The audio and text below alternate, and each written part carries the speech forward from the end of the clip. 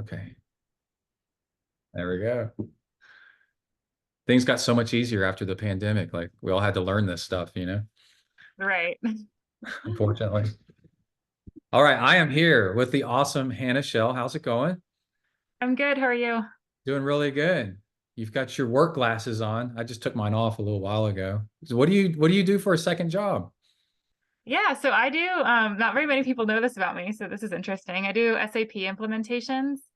Um yeah, I'm a project manager and I right now I'm working for Mitsubishi Electric Automation. Yeah. So they build the robot factory arms, which is really cool. Yeah. And yeah, so I started working for them. They were doing any SAP people out there will know that there's a lot of S4 upgrades going on. Uh-huh. So started with them doing that. And since then, I've just kind of stuck around. They love that I'm a cyclist. They support my training and racing schedule. So it's been a good fit. That is cool. So for those of us that don't know, what's SAP stand for? You were Doesn't right. actually, okay, so it used to stand for systems and processes, Uh-huh. riveting stuff. It's a German company, and now they say it doesn't stand for anything. It's just, Stands for nothing. Yeah. yeah. So Yeah. SAP is like, most people have heard of Oracle. Oh yeah. Yeah. Okay, so SAP is like a competitor to Oracle. Um, Oh, okay. it's most people haven't heard of it, but anyone that's in like manufacturing or warehousing, distribution, they would all be very familiar. That is really cool. Yeah, I'm a fellow nerd myself. I work in IT and Oh, uh, cool. GIS, Geographic Information Systems, and my head GIS analyst just got her PMP, Project Management Professional, certified. And Yes. yeah, are you a PMP as well? I'm sure you probably are. With No, so I studied for it and then I got this job right before I took the exam and I like haven't had time to go back and take the exam. Oh, So pretty quickly. So I bet you could go back and get it like pretty swiftly if if you. I need to, I will. Yeah, Right now, I'm just like you're kind of busy. they don't care, Yeah. and so I'm fine.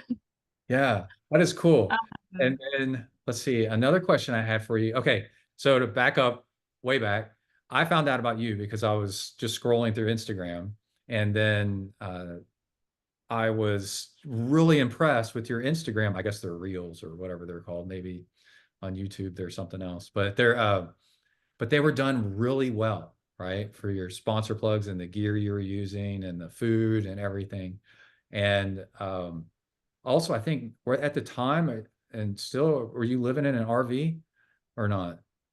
Or is we that spend about 6 months out of the year in an RV. okay?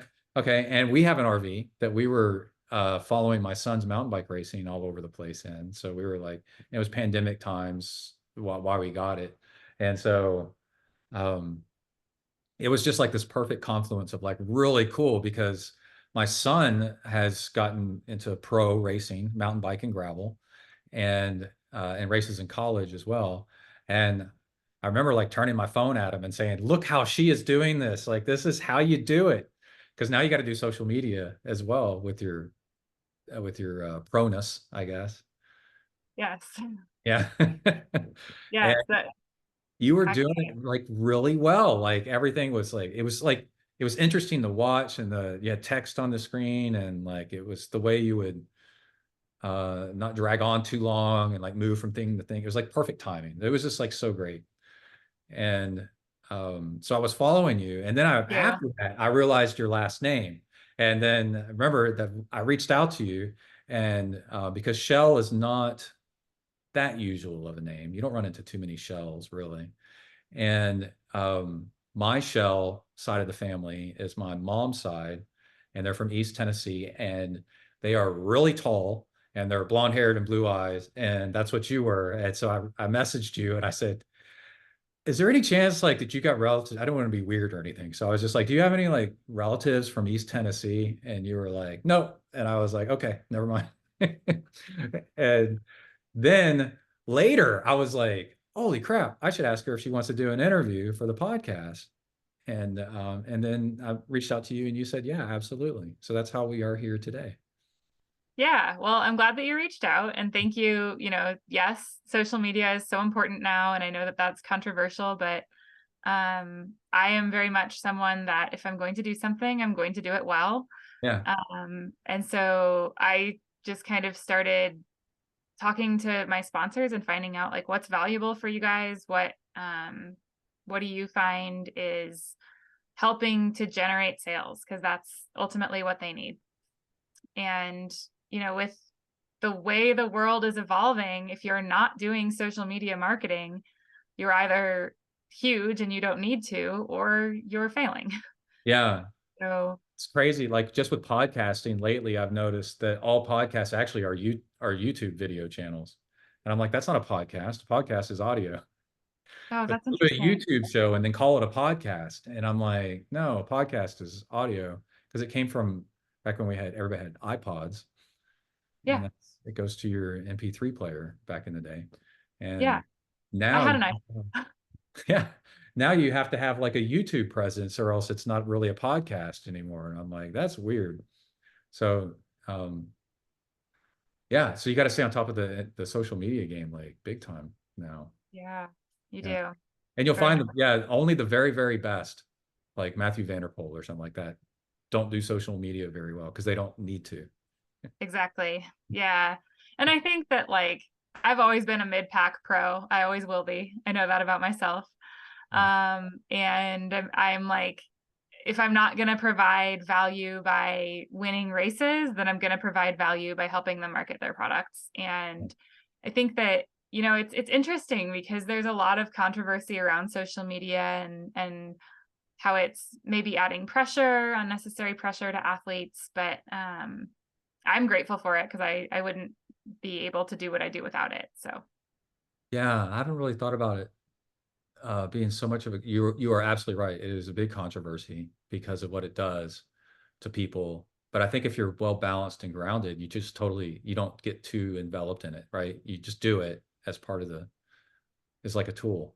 And then exactly. don't, yeah, it's where social media like starts making you get all that FOMO and all that stuff that where you think that every ride is somebody people only post their great rides, and then you start thinking that that's all they are is awesome all the time. And I think that's Yes. Well, and this is something that I always tell like newer cyclists or people that are struggling with social media. There's a difference between consuming and creating. yeah, If you're consuming a lot of social media, chances are you're probably not in a good headspace. right. Creating is, I think, a healthy way to interact with social media. And then just being conscious of what you're creating. Is what you're creating an honest representation of who you are and what you're doing? And that's what I like. I always try to be honest about, particularly about cycling, Hmm. because that's also what I talk about on my social media. And I think that's another thing that a lot of athletes feel like they need to share like everything about their lives, and that's a lot of pressure. And I'm like, most people don't know that I have a full-time job and that I do SAP implementations. And sometimes people even ask me if I'm married, and I'm like, yes, I'm married, but I don't always talk about it on social media because my page is about cycling, it's not about marriage. So I was going to ask, is your husband a pro cyclist as well, or is he just awesome? yeah. Well, he's awesome. I'm biased, but he was a pro cyclist Was a pro. and he retired. So this year he was driving. Do you watch Supercross? The motorcycle racing? Yeah. Yeah. Well, I don't watch it, but I know of it. When it's on, I watch it. Yeah. I don't follow. So he for like the first part of the year he was driving for Justin Barsha, and he's kind of wrapped that up now. And so he's transitioning into more of kind of like an agent type role, which is really his strength. Like Jake is the guy that built our program. We have a wonderful privateer program where we get to work with a lot of awesome brands, and that was his vision back Mhm. when I met him. And he's like, I think before everyone wanted to be a privateer, he was already, kind of building this out. Yeah. Um, he did race motorcycles professionally as well, so he doesn't talk about that as often, but he signed for factory Honda when he was 17. And so Wow. he's raced motorcycles on flat track. He raced Australian supermoto for a year. Uh, So yeah, he's really cool. He has a really interesting background, and it's been cool to kind of watch him transition out of racing and more into like helping athletes, both yeah. cyclists and motorcyclists. Yeah, motorcycling is a really good background too. I've had four motorcycles. I did not race. Oh my gosh, I can't believe I said that.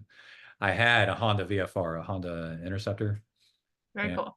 that thing was awesome, man. And eventually transitioned into bike riding because I was spending more time riding my bike than I was riding my motorcycle. Nice. Yeah. Um, so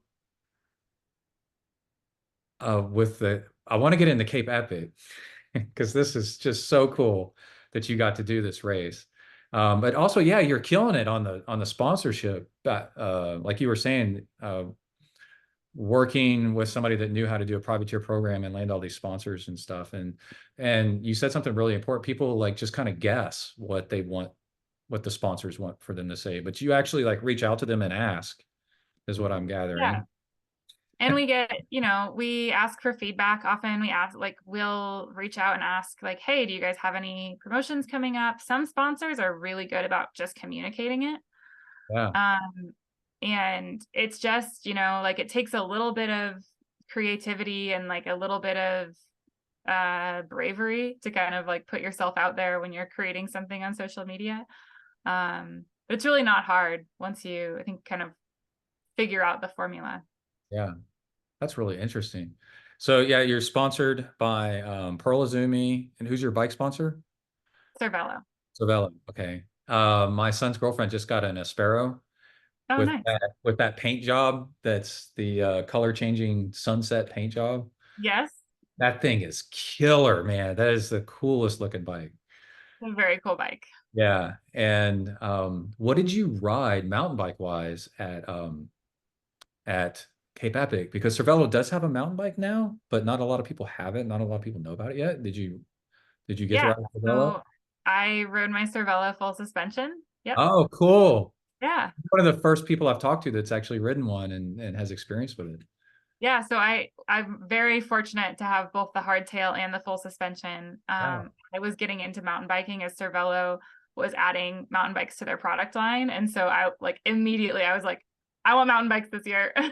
Yeah.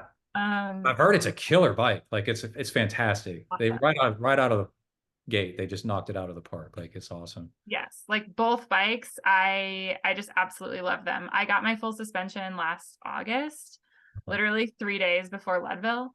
Yeah. And I was like, I'm just gonna like go out and ride it and see how I feel. And I took it and my hardtail out to one of our local trails and I rode both of them. And I was like, I'm racing the full suspension. Like that's crazy to Yeah. do that right before a big race, but it was just so comfortable and like it just feels really good when you're on the trail. Like I had a Santa Cruz Blur before the Cervelo one.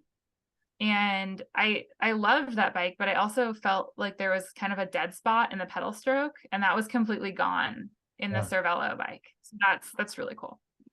So does the Cervelo mountain bike have the full suspension? Does it have all like the where the seat stays, the chain stays flex and it doesn't have a pivot at the bottom, like the Trek Super Caliber?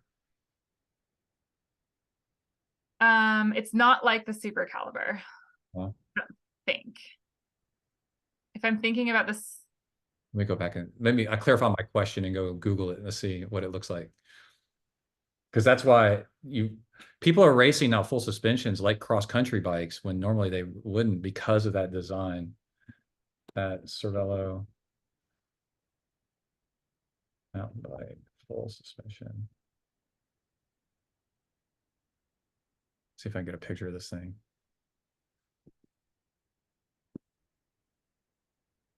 I can't tell. They got it covered up. Let's see if we can get there. there is a pivot, The pivot. Yeah. but yeah, you're right. It's hard to see like, It's yeah, in front of the seat tube down low. yeah, There's a pivot. I see it. Interesting. yeah. But So it's you it's a race great bike. You raced that at Leadville. I bet you that gave you a ton of confidence on the rough stuff and the downhills. So, It was the right choice because I made up, I think, 15 minutes yeah. from my previous Leadville time, and it was all on the descents Oh my gosh. So you've done Leadville how many times? twice. That's crazy. Um, oh my gosh, I gotta say something too. I was trying to look into your background so I would have good questions. Okay. And I came across this video where you were doing an interview about Unbound. And your answer to this question like made me go like, oh my God, like this person is my kind of crazy. Okay. Because is this true? I mean, you trained for Unbound, is it 200 is the full distance? Yes. And then it was canceled because of the pandemic. Yes. And then you went and did it anyway on your own. Yes.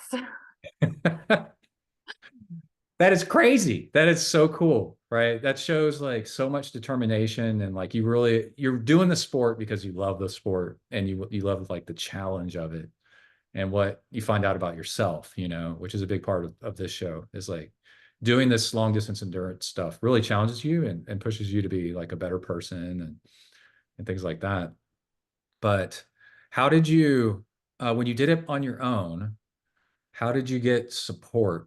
Did you try to imitate the support exactly like the race would be, or did you have somebody follow you in a car and give you stuff as you needed it, or how did you do it?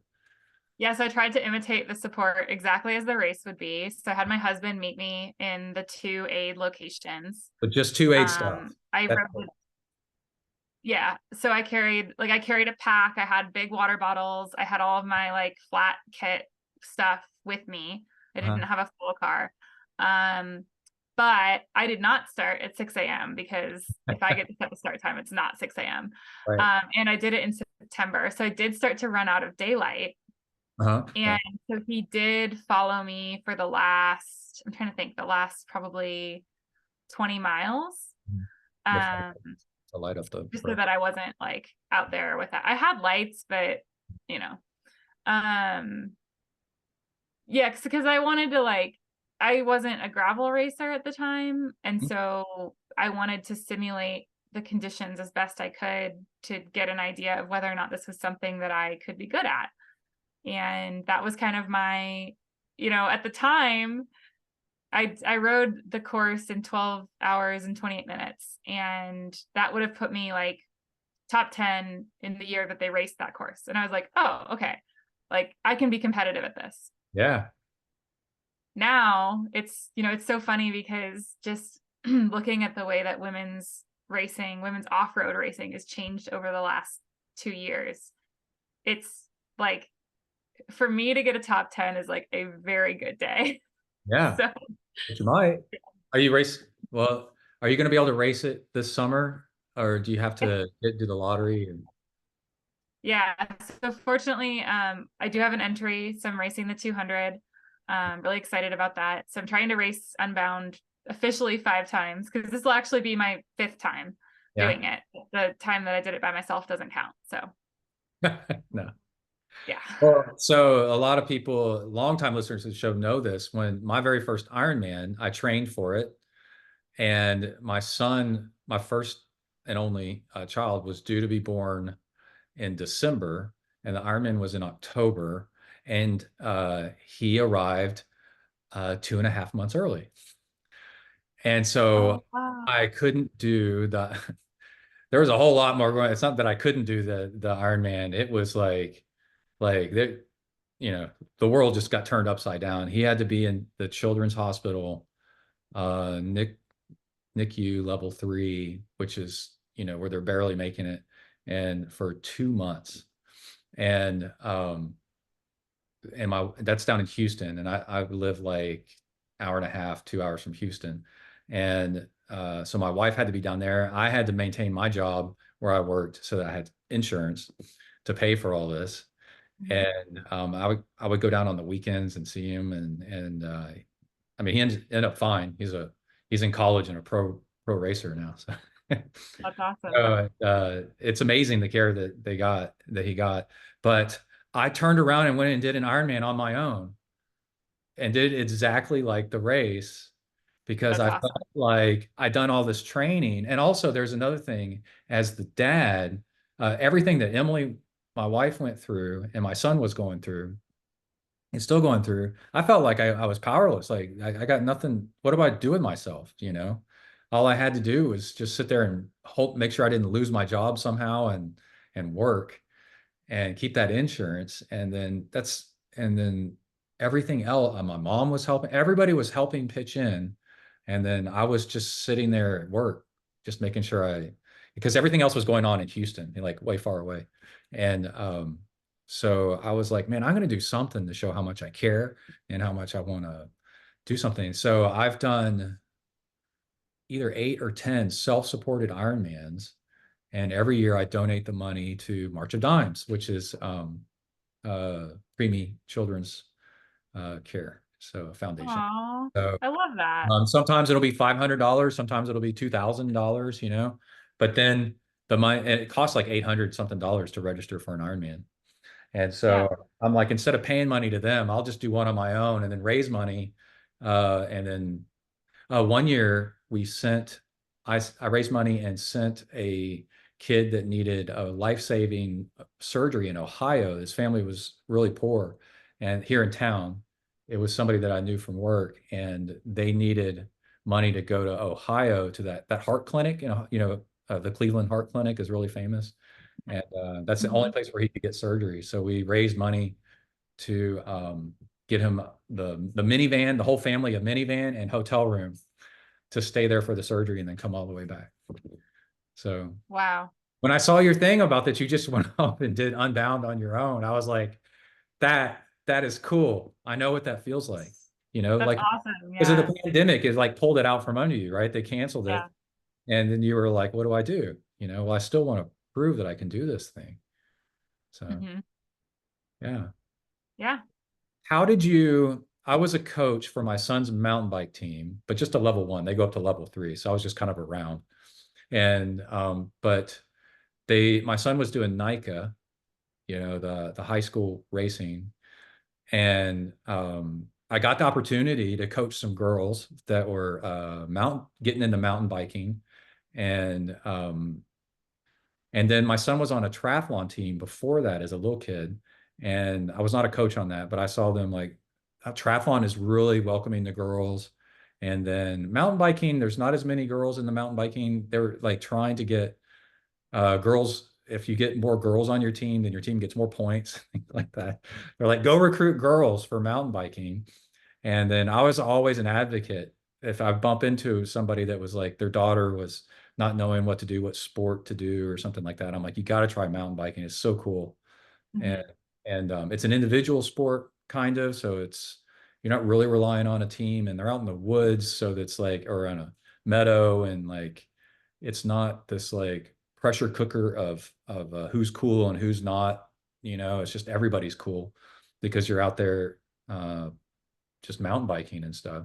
So I'm a little familiar with a little bit of how girls get into cycling, but how did you get into it and get so good at it? So I was a dancer in high school. And when I went to college, I was not dancing anymore. So I started running just to stay fit.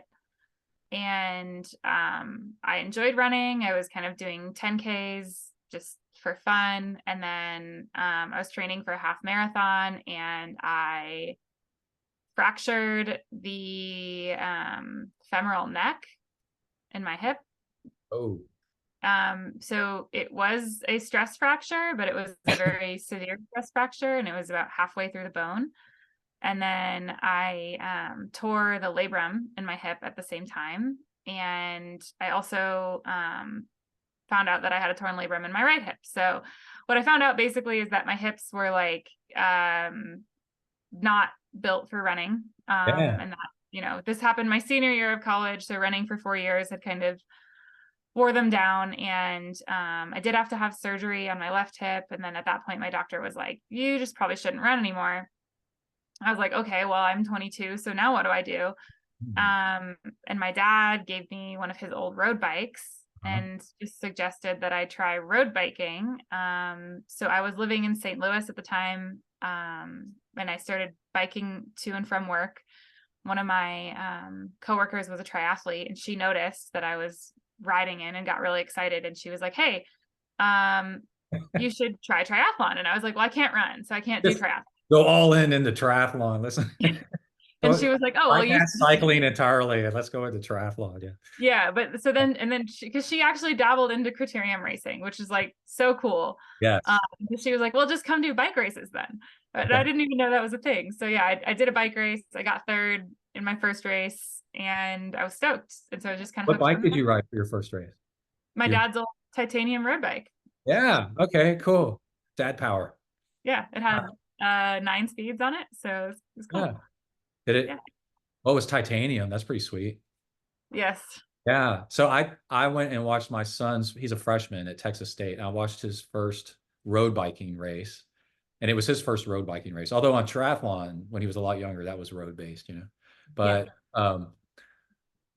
the level the bike they break it up into A, B, C, and D and groups, and it's intercollegiate, so they're racing against UT and A&M and some other big schools. Maybe Arkansas was there, but there's people on all kinds of crazy bikes. I saw somebody on a flat bar bike in a in a crit, Oh, and my son was riding his gravel bike with which is a nice gravel bike, but he rode it with gravel tires on it. He rode it with specialized Pathfinder, the S Works Pathfinder Pros, which are really good tires. And he nearly won the B group. wow. Then an older guy, because they let alumni race, a guy in his 40s, just lent my son his Cervelo Mhm. R5 that's 10 years old, so it's mechanical, but SRAM red with uh what else does it have on it? Well, I guess that's plenty. But it's rim brake. And I had some race wheels laying around, the carbon race wheels. And I'm like, dude, put those things on there. So now he's riding that. Love it. His next race next weekend, he's going That's to do awesome. what he really liked was crit racing. Well, if he comes from a mountain biking background, that makes sense to me. Yeah. Yeah. I just interviewed Chase Wark a couple weeks ago, Cool. and really interesting guy.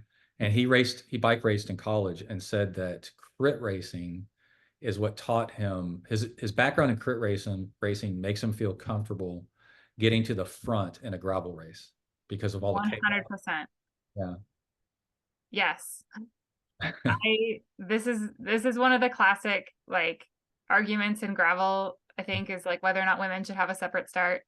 And I do actually agree that women should have a separate start now. Initially I was really against it.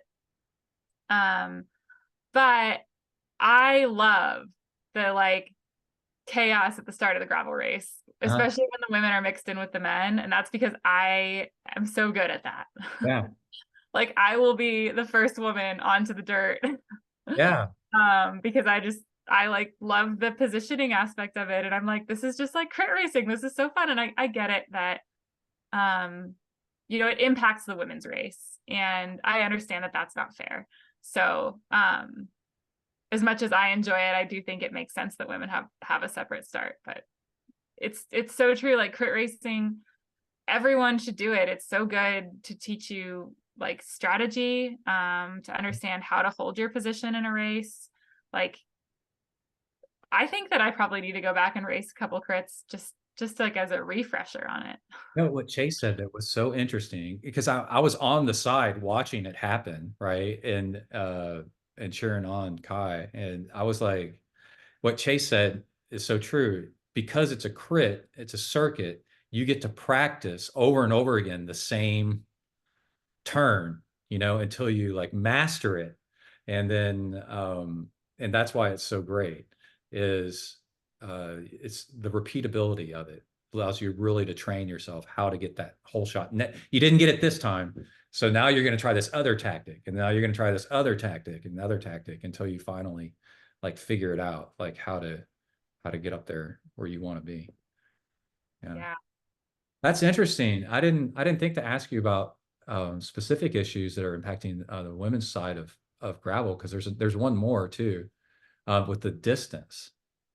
Um, in some women's cycling, that they keep the distance shorter. In triathlon, everybody does the exact same distance no matter what. And triathlon, they've been dealing with this women's pro start and the men interfering with the women's race for a long time now. And just this past year, they ran the World Championships in Kona, women only, and they made the men's race in France. Yes. Yeah.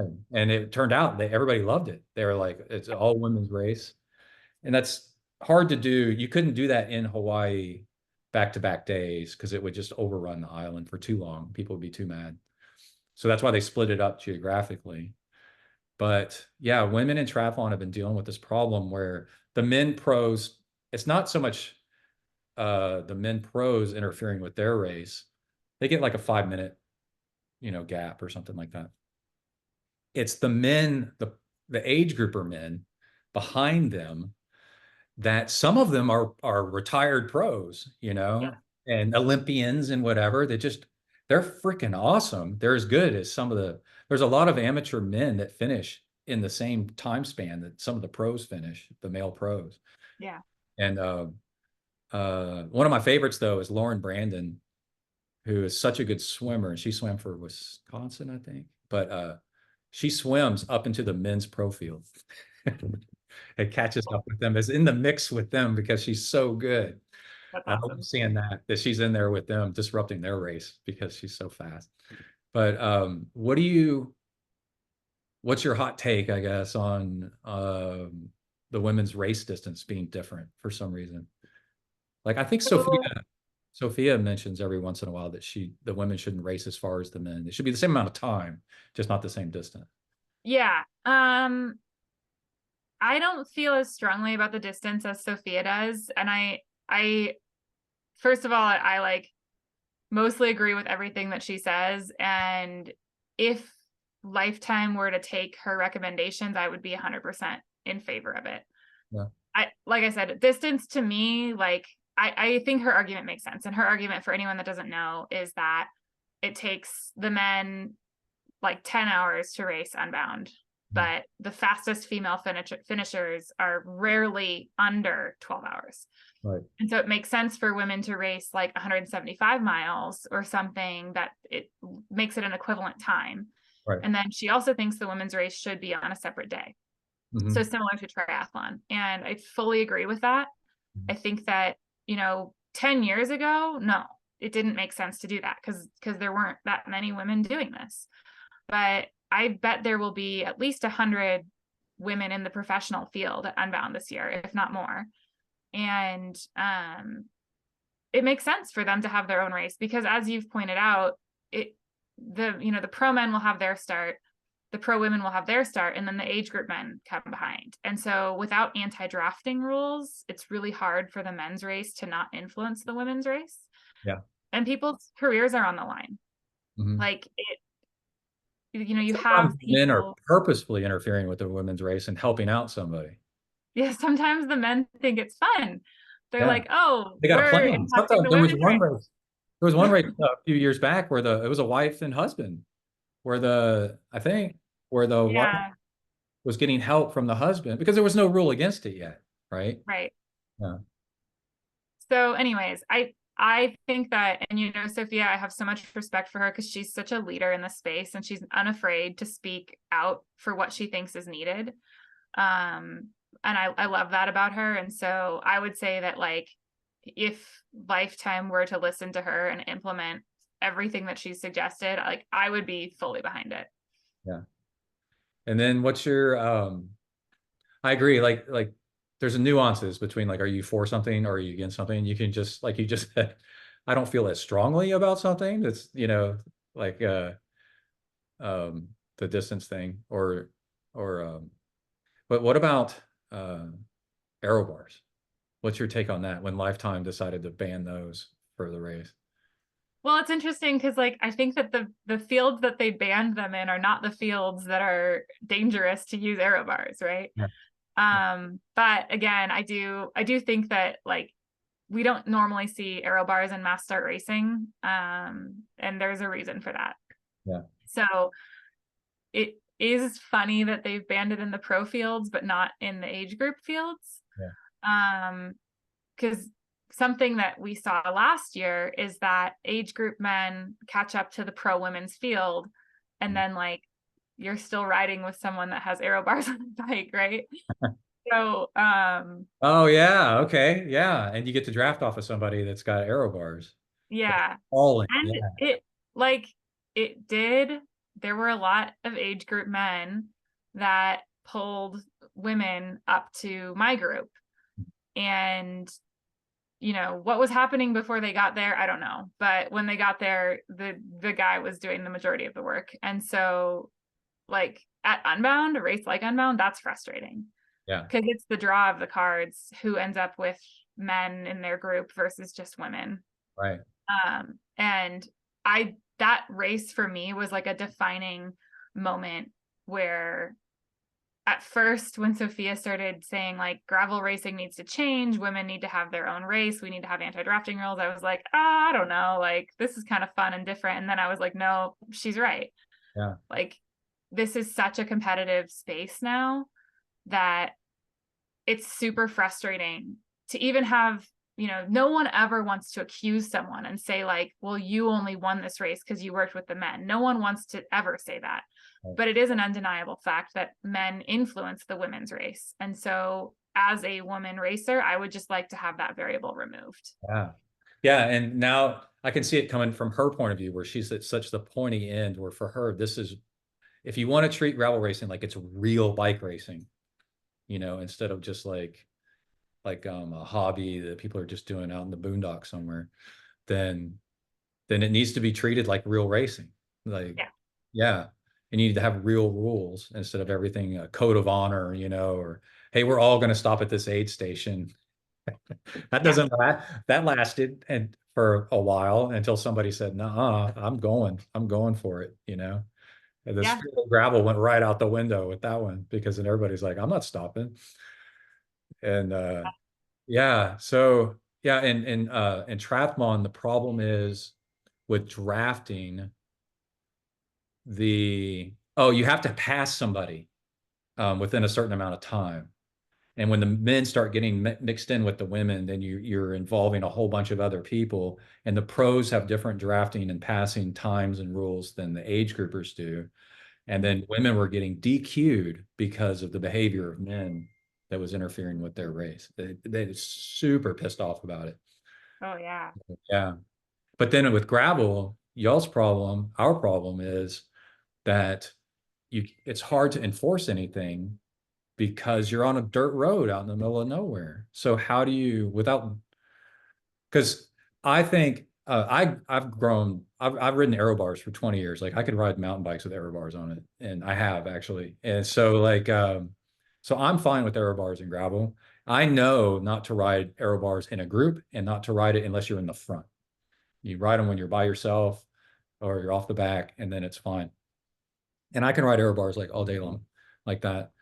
And so my rule would be aero bars are fine as long as you're not directly behind somebody or in a group of more than like two or three people, right?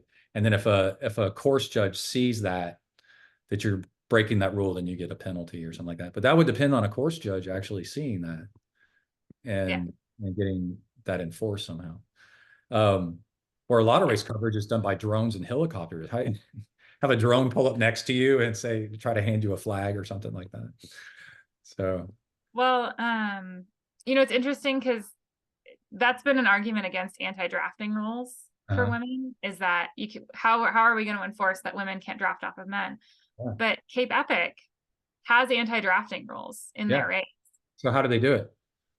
Well, they do have, helicopters that they're covering the race with, which the big races in the US have that now.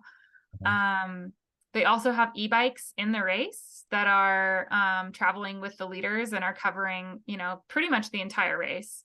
True. And then it's the honor system. Like, and for us, like we never ever saw a group of women drafting off of men. And I guess the kind of probably big argument here is that Cape Epic is mostly single track.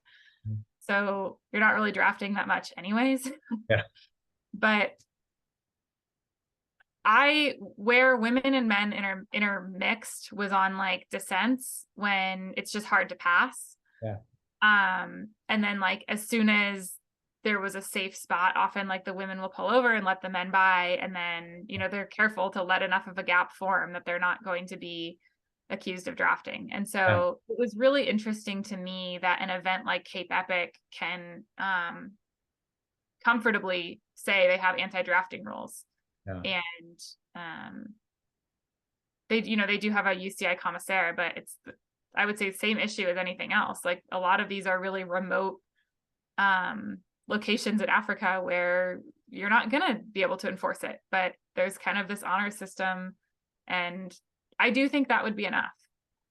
I Is think someone that, well, I didn't mean to cut you off. Go ahead. No, that's fine. I was gonna say like someone might break the rules, sure, but like someone could break the rules with doping too, Yeah. like we're I not think testing everyone.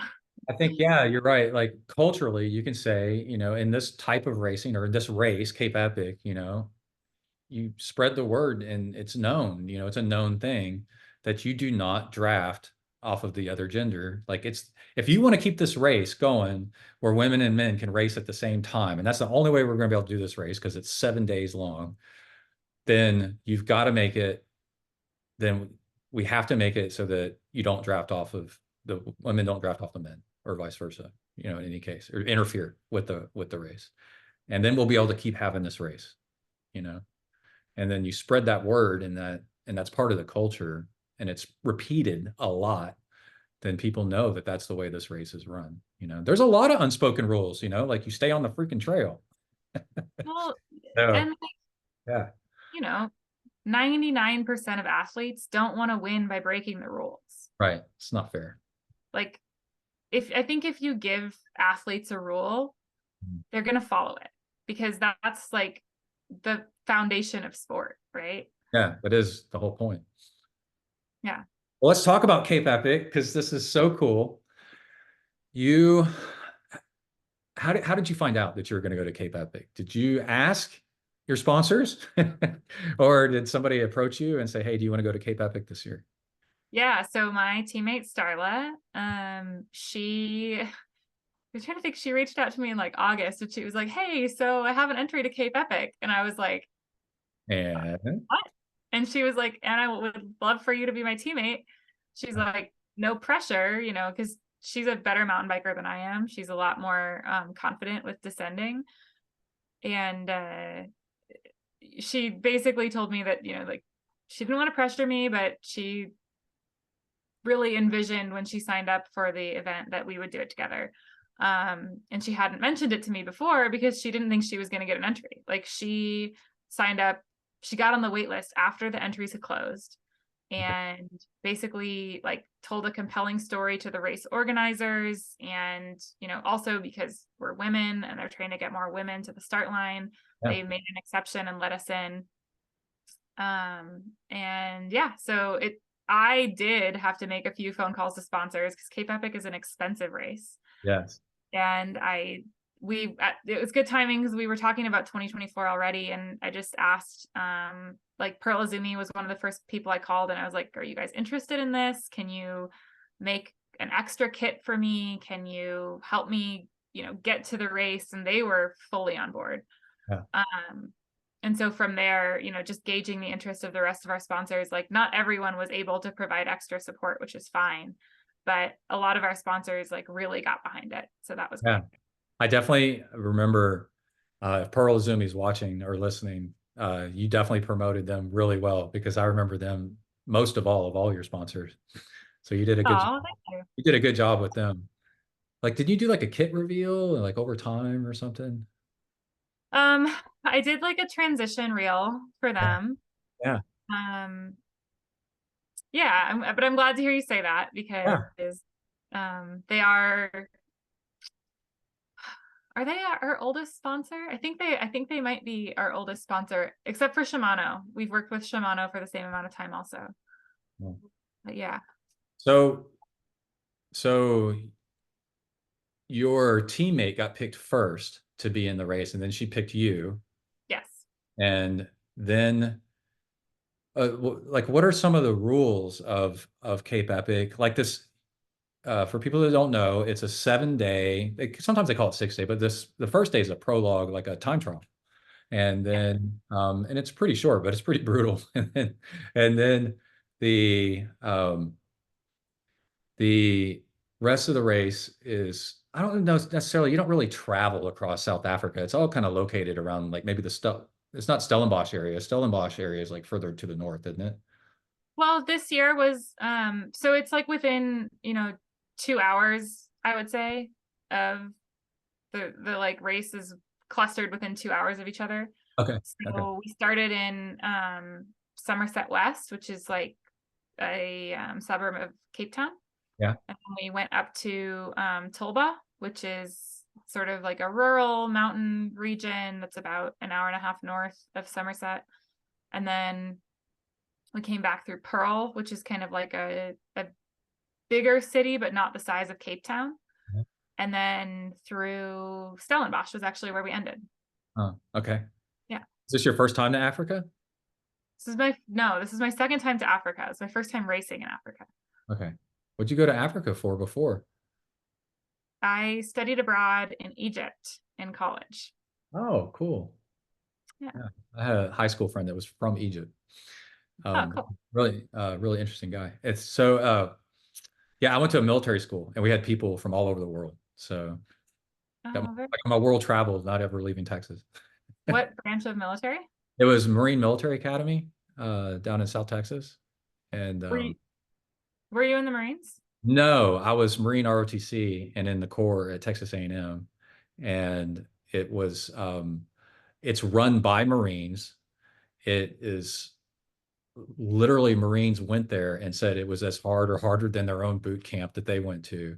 And I started at age 14, and it is really, really hard. So, and my drill instructor for I was in Delta Company, had just retired from the Marines, and he was the head drill instructor of Paris Island. So, and he'd done 3 or 4 tours in Vietnam, and so like one time he was mad at us. They're always mad at you, and he said he'd killed more people than he'd seen all day.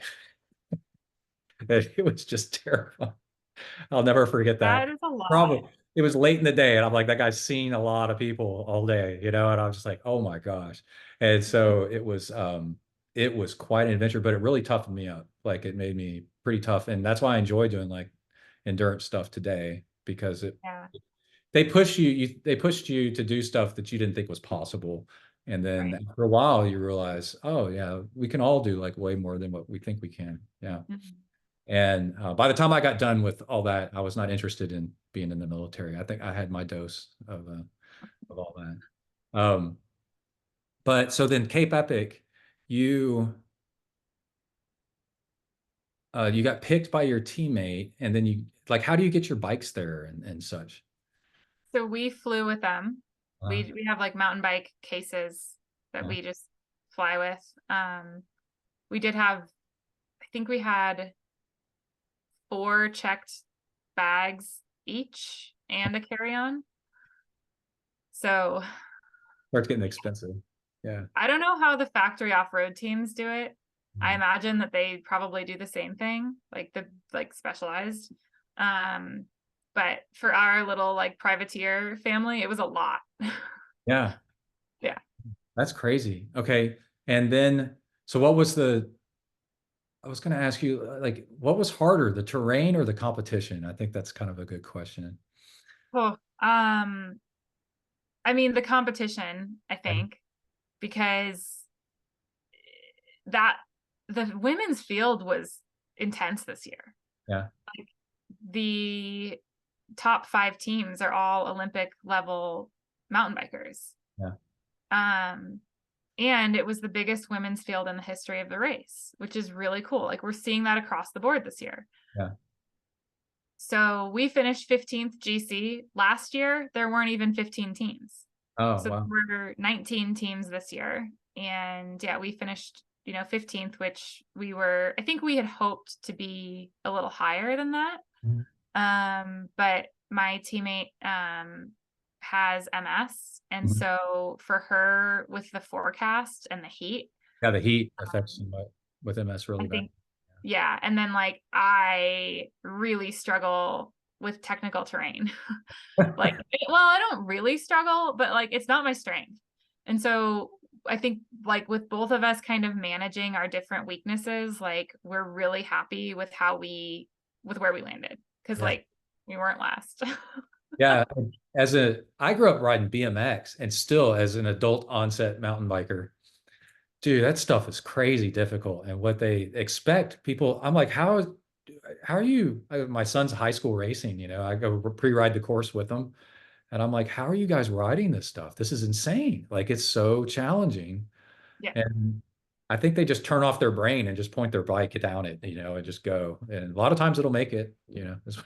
That's what you have to do. Like I have this thing that I tell myself in my head where I'm like, say hello to the obstacle and then ignore it. Yeah. You acknowledge that it's there, but if you look at it, you will not ride it. Yeah. If you think about it, the wheels are really big. They're almost the size of wagon wheels now, right? Yes, And they're if you huge. go straight, you'll go over it.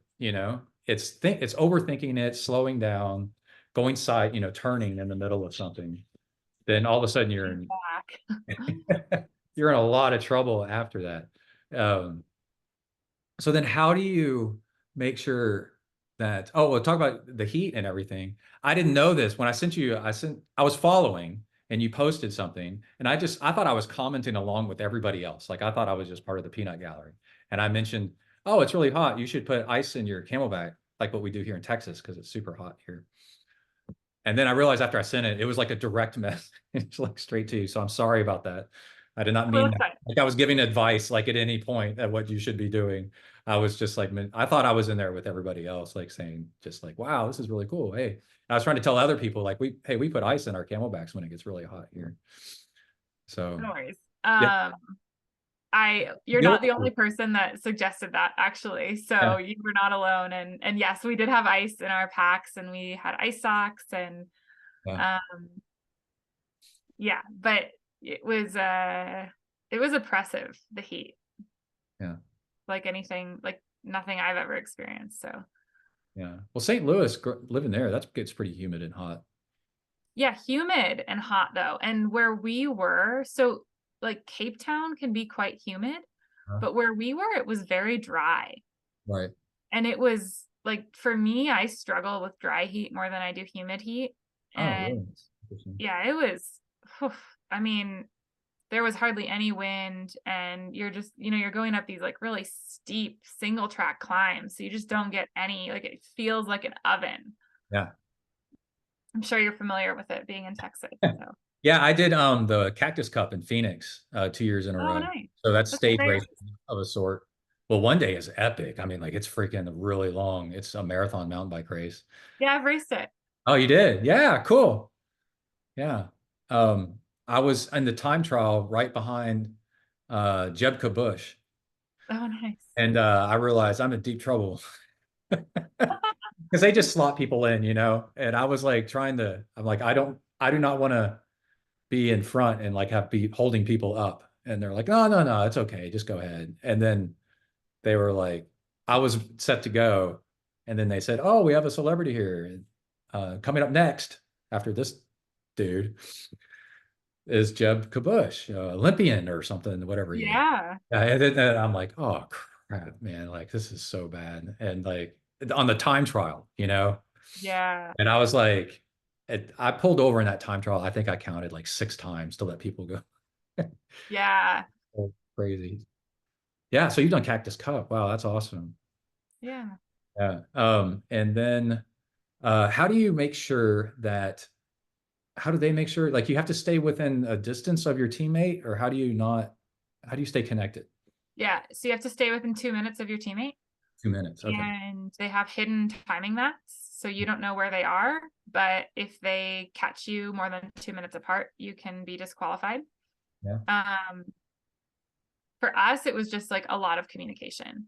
Yeah. And that was kind of the key to the race in general was like communicating with each other, and particularly where you know that like you're stronger in a certain area and the like other person struggles. So like when we were going down technical descents, Starla would like she would have to hold back to Right. make sure that I could stay on her wheel.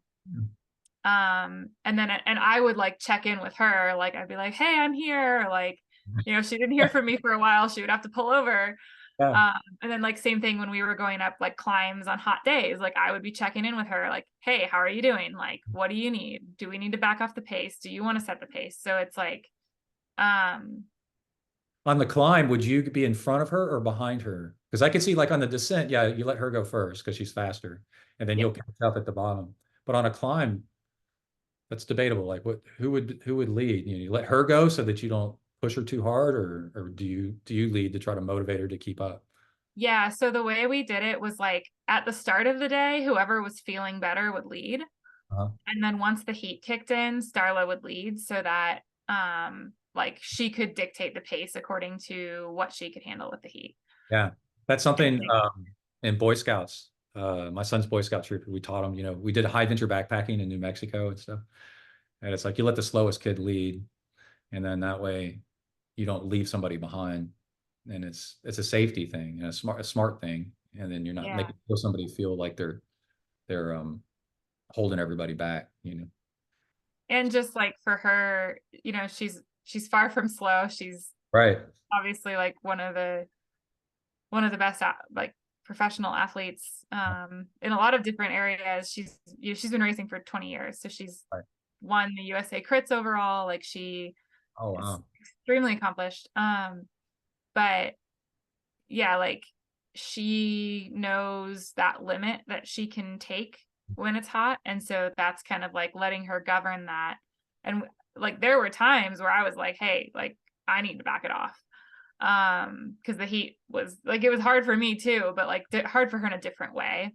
Yeah. But yeah, and then like and we tried me leading on the descents, but I think that when you're a bad descender, following a good descender is such a game changer.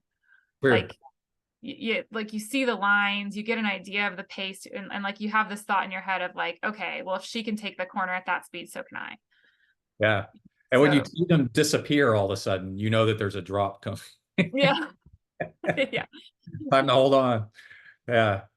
Yeah, we have a mountain bike park here in Texas that's got actually ski lifts to the top of it. They built one here, and I go riding with some people on occasion, and it's funny how much faster you go when you actually follow somebody that knows the right way to ride it.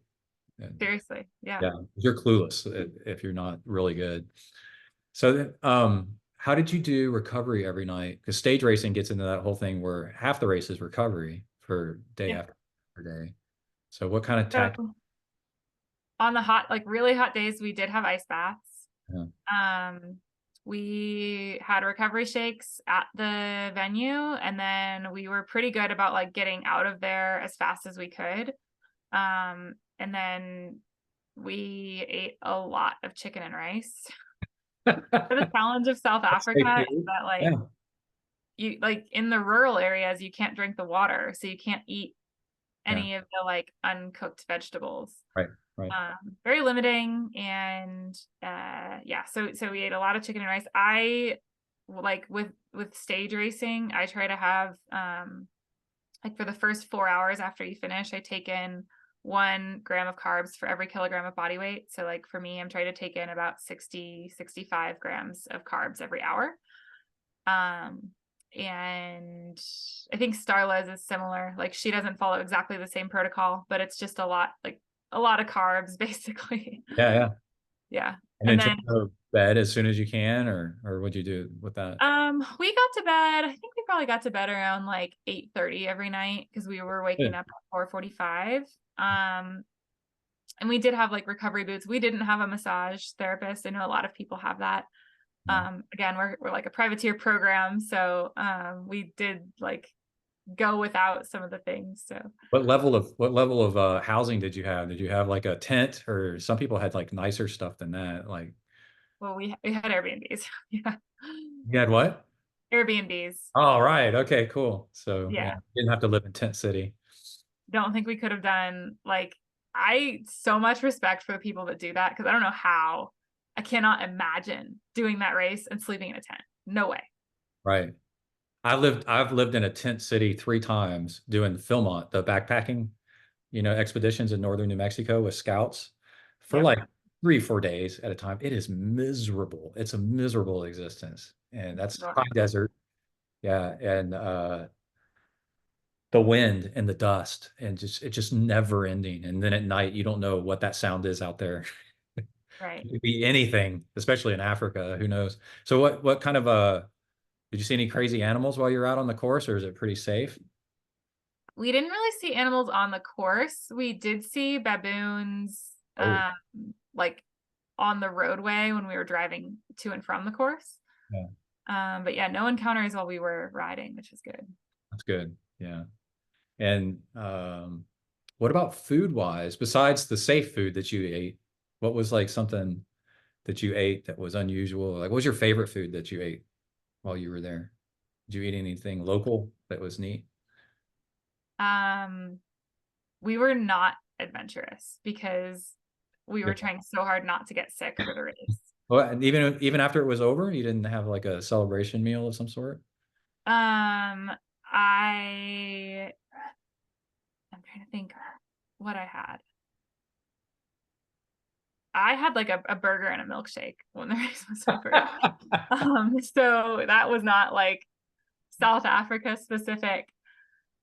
We did go out to dinner one night to a local restaurant in Pearl, and I'm not gonna remember the name. Uh, Um, and I didn't, they had like ostrich steaks on the menu, and I didn't have one, but that restaurant was amazing. It was very good. Um, did I have anything local to South Africa? This is a good question because I don't actually know if I did. while you're thinking, I'll tell you a story when I was in Jamaica on our honeymoon, and then I was at a buffet, and then this local guy was like, "You're eating that?" I was like, "Because I don't know what I'm just eating whatever." And then I'm like, "Yeah," and he's like, "Ah, that's like the not the state fish, the country fish of Jamaica or something like that." I'm like, "Oh, okay," and he's like, "Yeah, people usually don't eat that." I was like, uh, or like it, it's not very good. And I was like, "Oh, okay." So Good to know. yeah. Um, yeah, I don't know that we had anything like specific to South Africa. But when you were in Egypt, though, we can jump way back. Did you have something? I know I've got a friend that lives in Bahrain, and he keeps trying to get me to come there, and he says that it's going to be the best hummus I've ever had in my entire life. Yeah. Yeah. So when you were in Egypt, what was something that you ate there that was really cool? I have something in my throat suddenly, so I'm gonna try to talk, but excuse me. I have had this cough Mhm. since I got back from Cape Epic, and I think it's from all of the dust. Yeah. So that's been interesting. Okay, Egypt. We had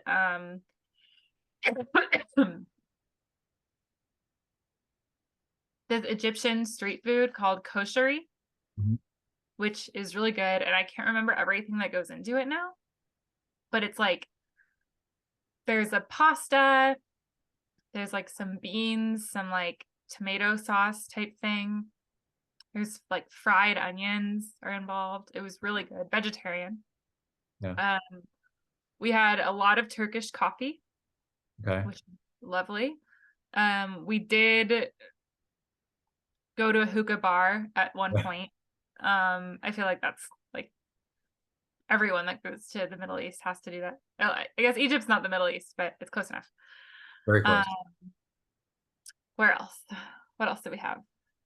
Did they do the thing? I've been to a Moroccan restaurant in San Diego, and they wash your hands before you eat. Did they do that? Or they like No. in rose petal water? Because you eat with your hands, it's like this ceremonial thing that the waiter kind of rinses your hands off before you eat as kind of No, like yeah, we didn't have any of culturally, that's like important to do, you know, because you're going to eat this meal with your hands. It's like finger foods. And so right. ceremonially wash your hands, and it's really awkward to have somebody wash your hands for you while you right before you eat. You're like, okay. I guess we're doing this now. Right. Yeah, no, nothing like that. Yeah, that's probably about the extent of it. Like I've had much weirder food in the US than I have when I've been traveling. So when you, yeah, that's true for sure. So we got the whole variety over here. Did you, it seemed like you got faster as the race, or your results got better as the race went on. Did you have that effect, like what happens when you do like long races where you start like adapting and getting better? Or what do you attribute to y'all like improving towards the end? The days that we had our best results Mhm. were cool Okay. and they Yeah. were not the super technical days. Right.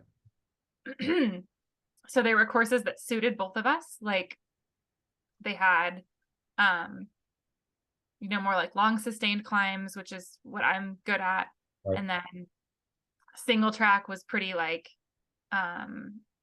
rideable. And yeah, like without the heat, we were able to race like full gas the full day. So Yeah. yeah, we did have our best results. Like as the week went on, the courses got less technical, the heat went away, and yeah, So what's the biggest thing you learned from this? And are you going to do it again? I would love to do it again. If I had the like resources available to me to do it. And the biggest thing I learned from Cape Epic was um like I think I just learned more about what my strengths are as an athlete, because when you're racing with someone else, you're like you really learn a lot about where you have competitive advantages, like um and where you need to improve, like because you're just with someone the whole time and you're matching each other's pace. Mhm. And that's as a racer, like as an off-road racer, Mhm. it's not something that I've done really ever. So um it was really interesting from that standpoint. And like we learned a lot about like riding as a team. um but I don't know how like those lessons, they might not really apply, so we won't ever race as a team. Well, we might, but we won't often race as a team. So yeah, in terms of like what I learned for my own racing, it was really about like, what am I good at? Where do I need to improve? Yeah. And kind of like crit racing. I mean, you're doing it day after day after day. It really drives home like the lessons that are available out there because you're doing it again the very next day and the very next day. Yeah. For confirmation, you're like, yeah, that is true.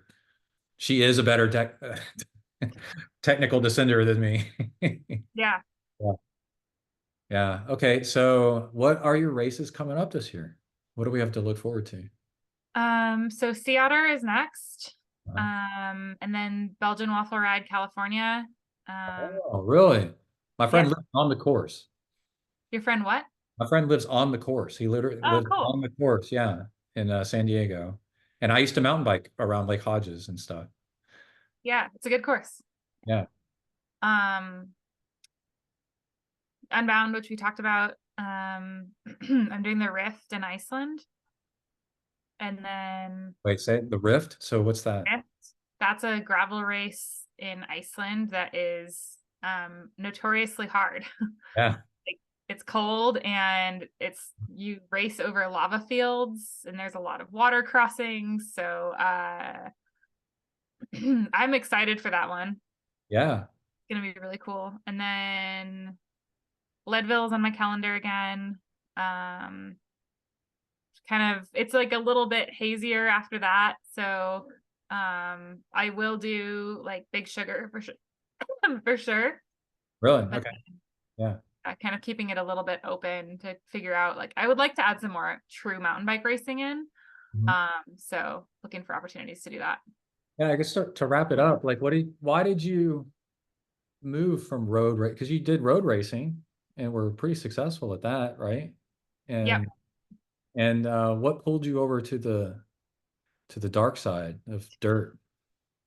Um, so we were like, my husband and I were structuring this privateer program, Uh-huh. and dirt lends itself a lot better to privateer racing. 100%. We met when I was racing on DNA, and like DNA is a wonderful team. I think probably like in terms of the teams that you can race on in the US, they take such good care of their riders. Mhm. Um, but I like figured out about myself that with my like job, I'm working remotely, with my like relationship with my husband, Mhm. it was hard to be part of a team Right. and have something that like when I go to the race, I'm on the team. I'm not there to work or I'm like not there to spend time with my husband. Mhm. And so, yeah, it was like we just loved the idea of being able to go to gravel races together. We dreamed about having a fifth wheel that we could take to these races, and we could go 2 weeks early and I could work remotely from the race course. And this would be like, and the kind of final piece of the puzzle was, is it something that you enjoy? And I've always enjoyed long rides. Uh, Um, I'm someone that like I lean into, if you say something's hard, I'm going to be like, yes, I'm there. yeah. So yeah, I think like it just fit really well with my personality and with what we were trying to do. Yeah. When my son was starting to get really good, and we did our first gravel race together, and he beat me by like 2 hours. And I was a decent Ironman. Like I was pretty fast, and I was just like, oh my God, because there's a whole Wow. thing like, he grew up racing mountain bikes, and so he's naturally got the off-road skill set that I don't have. And then um, I was blown away by how good he was, and I I told him, I've watched pro racing and been a part of it. I was on a team and a triathlon team for a while, sponsored and everything, but we had to do certain races, like what you're saying. And when we're there, it's all about that. And I said, I think I'm noticing something with with gravel racing is the privateer program, like what you're talking about, is you can pick the races that you want to go do. And then with social media, you promote your sponsors and you're a privateer, but then you can, if you want to go do Leadville, if you can get in, go do Leadville, or you want to go do this race, or you do the races that inspire you to race or that are more convenient for you. And you're not beholden to a team to make you do something that you're not really, or make you race too much. There's a real danger with racing too much, to please your team. And you can Mhm. race as little or as much as you want and go do the races you want to go do. And basically, you just have to be your own business. Yeah. To, yeah, Yeah. that's pretty Sorry, cool. my cat has decided that it's dinner time, so he just jumped up on my lap and started crying. Got these two back here. Yeah, I've seen them moving around a little bit. They're cute. They're behaving right now. If something happens out front, it's going to be, It'll you know, be chaos. chaos. Well, thank you so much. I had a lot of fun talking with you. Yeah, likewise. And what's your son's name, by the way? Kai Blankner, and he was one of the top racers in Texas for high school. Cool. There's always your like freak like guy that wins everything, and he was not that guy. So he's just really good. Yeah. And then for what happened with him was I said I learned this early on. To get better at mountain biking, you need to do road miles, right? Uh-huh. To get in volume. You need volume and it's not very, the terrain where we live here in Central Texas isn't very it's not very hilly. So you just need volume. And so then you need to get out on the road. But he's like 14, 15 years old. And I'm like, I don't think I like you being out there on the road at 14, 15 to get in that volume. And then his friend got a gravel bike and then let him borrow it. And then I got on my mountain bike. I had a hardtail with a lockout front suspension, and then just rode with him. And it ended up being the most fun ride I think I've ever done. Because we're cutting through ditches and we're riding like a road route, right? And getting in the volume of road. We did like a 2 hour ride of road, but we were able to go on roads that you normally wouldn't be able to go on a road bike, you know, on 25 millimeter Yes. tires back then. And then And then as we got closer to home, yeah, we start cutting through like pipeline right of ways and like jumping off of curbs and trying to cut through a playground and like all this stuff that you could not do on a road bike, and cutting through yards and all kinds of stuff you're not Fun. supposed to do. And also the roads that were out in the countryside that were kind of sketchy. Um, you could ride down them, and then you could kind of slide out a little bit in the turns, which was kind of fun. And then the other thing was, oh, if a car's coming, if there was a section of road that kept you from getting to more roads that were awesome, and that section of road was short but questionable, on a road bike, you wouldn't take it. But on a gravel bike, you can kind of ride way more to the edge where it's safe and like into the gravel and into the grass a little bit. Yeah. And and then you're fine. And then now you've opened up this whole other world of roads that you normally wouldn't have gotten to. Right. And it was fun. It was like really, really fun. It was like mountain biking on road, So That is the beauty of a gravel bike. yeah. So then yeah, he's racing for Texas State, and he's interested in becoming a privateer. Do you have like privateer training that he could take? Um, Gosh, I don't, but Maybe like your advice about social media is on point. That will help. yeah. Uh, the biggest advice I can give to younger athletes is like I would say just remember that you're building a brand, Mhm. and you're building that brand on social media, but off of social media as well. And like I'm sure your son is already thinking this in races, but just like, be aware of how you carry yourself. Like if you want to work with a brand, go to their booth, go say hi. Mhm. Like be someone in the community that they will notice and be like, oh, like he's fast and he's really nice. I Yeah. want to work That's with what a that brand person. really wants. Yeah. That's what they want. And if you consistently do it, like that's the hardest part about privateer programs is you just have to be like so consistent with asking for support. Yeah. Um, so just you're You're gonna hear you're always on contract, and you're always renewing your contract with everybody all the yeah. time. And we're trying, like we try as hard as we can to get 2-year contracts if we can, Uh, because it just takes so much. And like most brands now are like, yes, let's do 2-year contracts. yeah. um, If you could point out to them that it's a benefit to them as well, yes. that they don't have to renegotiate. And 2 years is still pretty short, So if you Yeah. don't perform, then it's only 2 years. So Yeah. yeah. But my husband works as an agent now. So that's that's another option. So what is it? Oh, yeah, he's what does an agent do? Like he goes out and tries to find talent, or he does talent come to him? Or Talent goes to him and he helps get sponsors, basically. oh, okay. Interesting. So maybe Kai should reach out to him and see what's available out there. Yeah. Yeah, that's so cool. Well, I'm glad we talked about that. Yeah, he's Yeah. definitely his plate's full, right? And he doesn't feel he likes being part of a team. He's on team dirt camp. Oh, Um, okay. Yeah. I know a couple guys on that team. yeah, Yeah. he's on dirt camp. And we've noticed with him, personality wise, he was on Texas Devo, big development team. And then he likes being part of a team. I don't think he's ready to be like totally a privateer just yet. He hasn't really, he still likes being part of a team because I Yeah. think he's at that age, he's 19.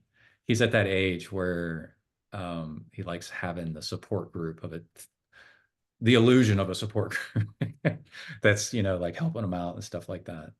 Where I think at some point he's going to be like, man, if I want to keep growing, I need to be privateer and like do Yeah. my own.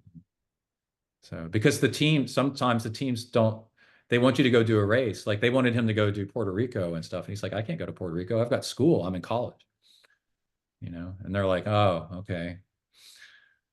But if you're a Like, privateer, you can make that yeah. decision on your own. That's why I left road racing, because it was just like it, and the stress, like, I mean, it's not the same with dirt really, but like the stress of like, am I going to make the roster?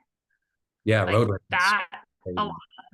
In road racing, you're like, I want to plan my season, but I don't know if I'll be on the roster for Tulsa. So I won't find that out until the end of April. Right. So yeah, that's Everything's in limbo. Yeah. super stressful. Are the crashes worse in road racing than in gravel? It appears like they are. I mean, my experience in crit racing, yes. Yeah. My worst crashes have been in crits, but I feel like there's an element of like if you crash on the road, it's gonna be bad. Right? Yes. Like whereas with mountain biking and gravel, like you can crash like 3 or 4 times in a race and you're like, you're fine. I've noticed that because I race too, with my son. Like we'll go do the same races and he'll race open and I'll race like cat 2 or something like that or cat 3. And then I notice like I'll crash like all the time, you know? And then but I hardly ever crash on the road because I'll remember it if I do. It's life-changing sometimes if you crash on the road. You But on remember all your a crashes on the training road. ride, I'll crash twice, It'd be like, oh, just get back up again. That's like part of it. I guess you're going so much slower if you hit the ground, it's looser. So Yeah, hitting the ground at like 18 miles an hour versus 30 miles an hour is a big difference. yeah, and pavement versus gravel. Yeah, like the gravel gives. Yeah. I I think haven't about had those the gravel, too. knock on wood, for a Yeah. long time. Well, I've taken up enough of your time. Thank you so much. And Yeah, thank you. It was great to finally get to connect, and hopefully I'll meet your son out at one of these races. yeah. Yeah. Oh, yeah, dude. Oh, he wants so bad. All those races you just named off, those are like his dream races. So Oh, we have a rattlesnake something here yeah, in Texas that's a yeah, qualifier for Leadville.